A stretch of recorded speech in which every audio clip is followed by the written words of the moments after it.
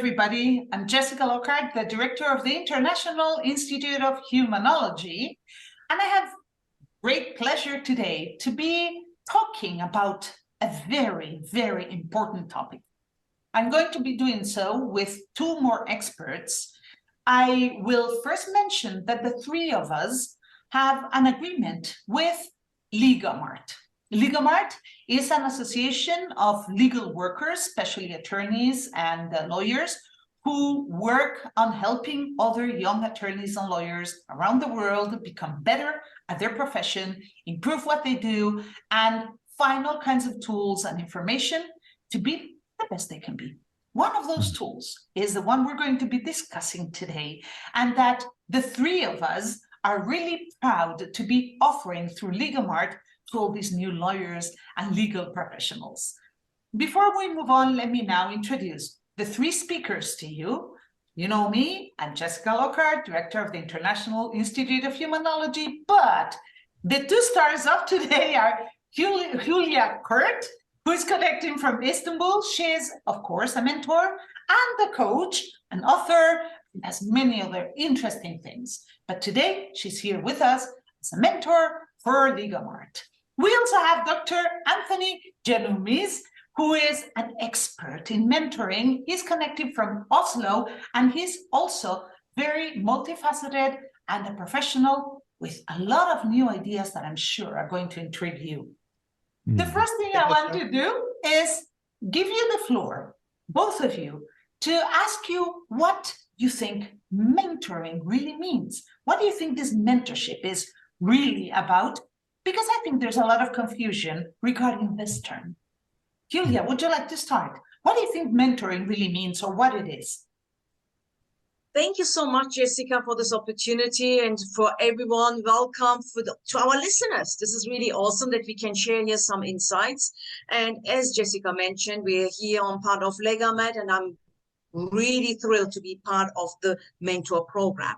And not only on that, I am mentor in different programs as well, which I'm going to cover maybe later on. But what does mentoring mean for me? Mentoring is really to share our experiences of work, life, business with someone who would need to have some guidance, might have some struggles, or just need advice.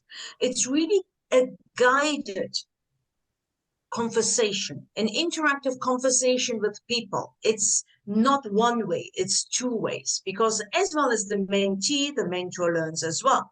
And we as mentors are really tuning into the mentee to understand what is the struggle or what is the outcome. Doesn't need to be a struggle as well. A mentor or the mentor relationship can be about something that the mentee has set for themselves, a goal to be a better public speaker, for example, right? And we as mentors who are good in public speaking might be the best person to give advice. So I see this as elevating the individual from A to B with our guided and experience sharing, interactive dialogue, which really gets results and where we can see the mentee flourishing.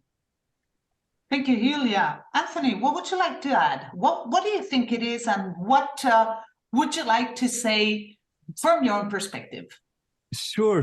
So I think the old phrase, no one is an island, comes to mind when I think about mentorship. And basically that just means that we're all kind of interdependent. And I think that's what mentorship is all about. It's kind of taking advantage of some collective intelligence that we have as people throughout our lives and finding ways of distributing that intelligence, finding ways of disseminating those ideas and those opportunities. So it's really about giving new opportunities to people who may not have those opportunities otherwise. Thank you so much, Anthony. I would just like to add to this definition. I was trained as a language teacher at a very young age. My father was a teacher trainer. He taught teachers how to teach. And I remember that he used to say that teachers should have a whole box of tools to help their students. That one tool might be worth it or valid for one type of student, but that teachers needed other tools for other types of students. And one of the tools we used back then when I was teaching was mentorship. In that context, mentoring a student or a mentee meant that you were not just sharing knowledge, and that was the key difference.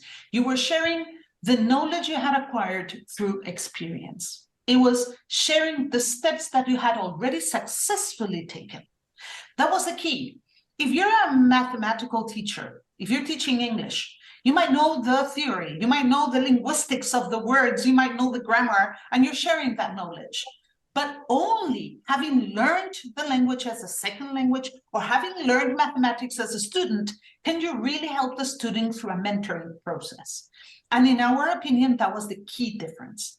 So whenever we work with clients in the mentoring programs, I'm also a part of many other mentoring programs, what we do is we take that experience that we've lived through and we share it with the ones who have never experienced that, so that they don't have to go and discover a path that we already covered and that we already know how to walk on. So in that case is what I would distinguish between mentoring and other fields or other activities, which brings me to the second question I wanted to discuss with you. There's a lot of confusion in terms. I mean, everybody is doing everything nowadays, and it's quite confusing. What is a mentor? What is a coach? What is a teacher? What is a counselor? What is a...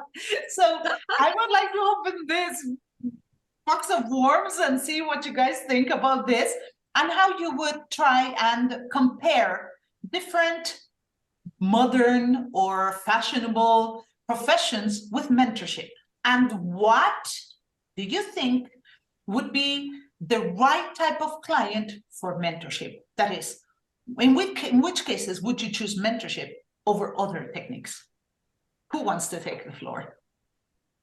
Can I say something? So I'm just getting, because I'm a coach as well, right? So, and we have learned the coaching and the difference between coaching and mentoring, of course. And there is a difference.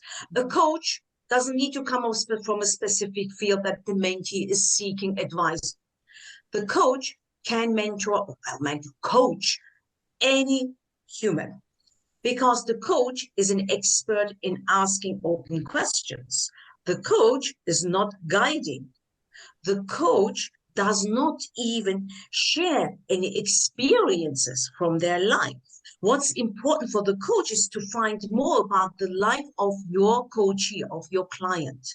And with open questions, challenging questions, finding the power within the human to unleash, even find their own way.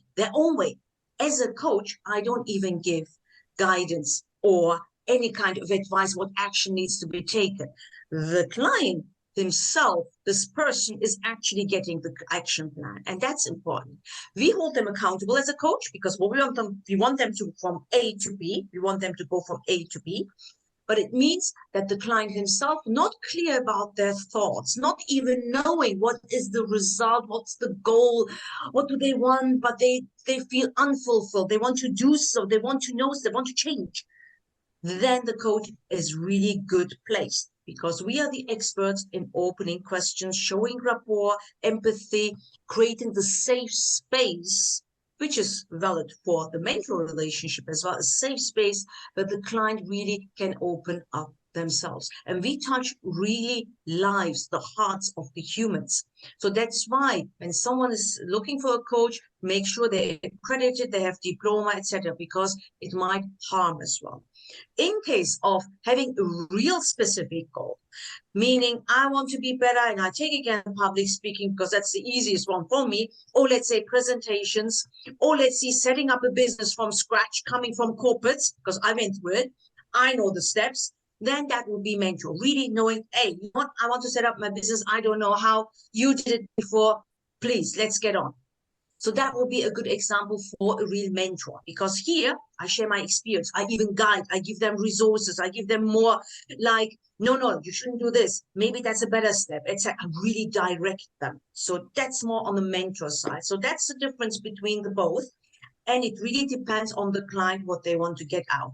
Mind me, What I do a combination in my session, because sometimes the client gets stuck. So I nudge them a bit with my experience so they get a bit of, light bulb coming up and then can take it forward. So that's me. Anthony? Yes, actually, I would love to tell you a story about one of the first times I ever took that role as a mentor. I was early in my career as an academic, and I had come across an advertisement that the UN in Geneva had posted about a hackathon, a hack for health.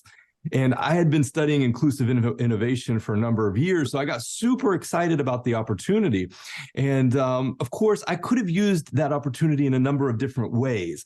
I could have reached out to a colleague who was, on my same level, or even maybe somebody more advanced than me to kind of bring them into that competition and see, could we win? Could we take home the top prize? But instead, I went to my supervisor and I asked her, I said, would it be possible, would you be interested in funding 3 bachelor's students to come with me to compete in that event? And she was thrilled that I wanted to bring my students. So she said, yes, absolutely, bring those students. It would be amazing. So I drugged these 3 students along with me. They didn't know what they were getting into. They just kind of trusted me and said, Anthony, whatever you think we should be doing, we're gonna follow you. So I drugged them into this session, and we had a mix up with our flight. So we ended up in late. We ended up just pouring off sweat. It was the middle of the summer. So we were very bedraggled by the time we got there. Again, we didn't really know what we were coming up against. And we look around the room and there's teams of 10 PhD students from Turkey. There are teams from MIT. It was an intense competition. And my students were first semester bachelor's thesis students. So kind of imposter syndrome took over immediately. And I took it as my role to kind of take them and carry them through that process, to guide them in the techniques that I had learned in my work and showcase the value that innovation can have, not merely in this competition, but for their careers. Well, long story short, we ended up taking home top prize, which was super, super exciting. And one of those students actually works with me today. She co-runs this company, Inclusive Creation, that I'm chair of the board, and has done amazing, amazing things. So that mentorship journey can take so many different aspects and evolves along the way. But for me, it's one of the most fulfilling experiences of my life. Thank you for that story, Anthony. Yes, it's amazing. I just want to add again, because, well, you already gave a lot of information. I just wanted to add that I agree with Julia. I think that real professionals working with human beings, like we do in Humanology, should today have that complete box of tools that my father used to teach. And we should not just master one method, one technique, one strategy, because not only do clients need a certain technique to reach certain goals, but some clients might need one technique today and another different technique tomorrow. So the more techniques, strategies, and tools we have, the better we can help our clients. Does this mean that the mentor can only use mentoring techniques or mentoring tools? I don't think so. I think that a mentor should use everything, every trick in the book to help the mentee, because what we want is for the mentee to learn, progress, and reach the goal. And this brings me to one more question that I have. I know that different people use different techniques, different mentoring techniques, and this is related to what I just said. In my own style, I use every trick in the book. I teach or guide or coach or help my clients with whatever I think they might find useful. I also recognize that certain tools are not good for certain clients, and we have to respect that. It's not for me to force the client to adapt to my style. It should be the other way around. I should have a wide, deep, and flexible enough style to mentor the mentees that I'm working with, and not the other way around. That is my own style. But I know that you might have other styles. Let me start with Anthony now, Julia, because I know he does, because we've already worked together before. He has a very unique technique that he likes, favors, and really explains very clearly, that I would like him to briefly mention right now if he wants to. Yeah, so I'm a huge advocate for reverse mentoring. And what that comes down to is just inverting the traditional relationship of mentor and mentee. And when I say inverting the relationship, what I'm talking about here is in terms of seniority. So rather than it being a junior level professional being mentored by a senior level professional, those roles are inverted. So it's actually a junior level professional mentoring a senior level professional. And I've been on both sides of this coin, and I have reaped incredible benefits in my career by being reverse mentored and being a reverse mentor. So it's a great opportunity to gain insights into your own career path. When you're a reverse mentor and you're sitting there looking at a senior mentee that has taken maybe a path that you're interested in, it's a good opportunity for you to think more critically about your own experiences and really think critically about how you could maybe deviate from their path or find ways of assuming the same critical juncture. So finding ways of getting into the same areas or fields that they were able to get into. Now, the reverse is all the other roles are also really, really beneficial. So when I have been reverse mentored by some of my junior level colleagues, it has been an amazing experience. So one of those examples is a colleague of mine who completely self-taught content creator. Early 20s, he and I met. He dropped out of high school. He doesn't have any degree or any college education, but he is just completely switched on when it comes to these issues of content creation. Well, I'd hit a pivot in my own career. I was leaving academia. I was pursuing more impact-related work. And so we were sitting having coffee one day, and I just asked him kind of casually, what do you think I should do next? And he looks at me and he says, you should start a podcast. I said, no, that's going to be silly. Everybody has a podcast now. I don't have time or energy to go through all of this. I kind of immediately dismissed it. And he said, no, you should really think carefully about this. He said, all you have to do, sit in front of your phone, record 5 minutes, post it on this website, and it'll go out to all the different podcast channels. I said, well, I can do that. I used to be a professor. That's the easiest thing in the world for me is to talk for 5 minutes. I can talk for 5 hours. So I picked it up. I started off with a podcast. I kind of started a YouTube channel after that. Now I have 4,000 followers on TikTok, and I owe that to his advice in that moment, which was about 2 years ago, just sitting there having coffee. Thank you, Anthony. That's exactly what I meant. There are many different styles. There's many different ways, and there's not one right or wrong way. Julia, what would you like to add? Well, honestly, I can't anything more to that because it really depends on the client that we are talking to, right? And what the human needs, what are the basic needs. And you see that as an experienced person as well. And I love reverse mentoring because we did that at the company as well. I'm coming from corporates and not in the company context, but once I was made redundant, I created my own company. But you know what? I have no clue how this Instagram thing works. And I was never involved in that, God's sake. Why should I, right? You're working in a company, you get everything anyways. You're the manager, whatever. And I had someone younger than me, and I asked for advice. I said, you know what, NJ, I'm sorry. I don't know how to start this, right? I don't know what to do. And she was my mentor, younger than me, experienced in all these social media channels to create consistency, taught me how to do posts, what to write, what not to write, the tags and everything else. And I learned so much from her.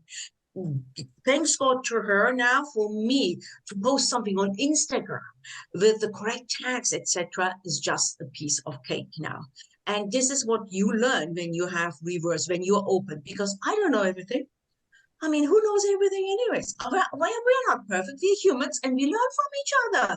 Someone's more experienced in this, we share the other way around. And mind me, mentoring comes really from the ancient times where the wise old man was sitting around the fire and sharing their own experiences with the youngsters so they can do the same, but then these young people will add more experiences which they will pass on.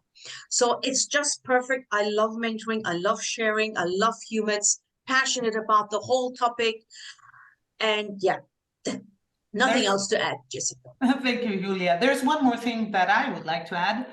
Another thing I learned from my father, he was, I think, the best teacher trainer I ever met. He was very advanced. I mean, I'm talking about 50 years ago, 40 years ago, and he was already doing all these things. Imagine.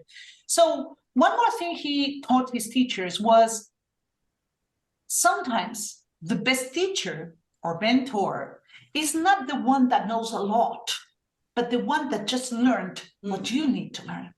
Sometimes you can be a professor at university, you can be a teacher in school, and there's this kid who doesn't learn something and he doesn't get it, and he doesn't get it. And then you ask a classmate to explain it to the kid, and the two kids talk, and the second kid says, yeah, that's it, I got it. Why? Because when you're so close to the learning process you underwent yourself, it's very fresh in your mind, and you use a different technique that is more adapted to your age group, to your level of knowledge, to many other things. And in that way, we sometimes say, well, mentors have to be this very heavy, well-versed professionals with 50 years of experience. Well, as Anthony said, in reverse mentoring, we do just the opposite. And this is also related to something else I wanted to discuss. Can anybody be a mentor? You know, a lot of people say anybody can mentor somebody else if they've gone through the path. And I agree and disagree at the same time. I say, yes, you can be a mentor in theory and help other people, other human beings, take the steps you already took. But you need some kind of technique, you need some kind of knowledge, you need to know when to deliver some information, how to pace the sessions, how to organize the progress, because unless you're trained and you have some basic knowledge, you might be first confusing your client or mentee, driving them crazy. You might not be giving them enough information or maybe too much information in one session.